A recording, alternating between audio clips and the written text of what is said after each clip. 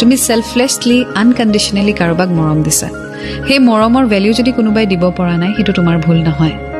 তাত তোমাৰ দুখ নাই গতিকে তুমি কিয় কষ্ট পাই থাকিবা তুমি কিয় দুখত থাকিবা ইউ শুড বি হ্যাপি যে তুমি মৰম দিছা তুমি অনেষ্ট হয় তুমি ষ্ট্ৰং হয় তুমি ট্ৰু লাভ কৰিছা so why are you suffering তুমি সাফাৰ কৰিব নালাগে সেইজনে সাফাৰ কৰিব লাগে যিয়ে তোমাৰ সঁচা মৰম হেৰুৱালে সেইজনে সাফাৰ কৰিব লাগে যিয়ে তোমাৰ নিচিনা ল'ৰা এজন হেৰুৱালে সেইজনে সাফাৰ কৰিব লাগে যিয়ে অনেষ্টি হেৰুৱালে isn't that সো তুমি কিয় কষ্ট পাই আছা you should be happy তুমি মৰম দিলা তাই ভ্যালু নকৰিলে তাই গুচি গ'ল কেতিয়াবা হয়তো তাই বুজিব তোমাৰ মৰম and that will be too late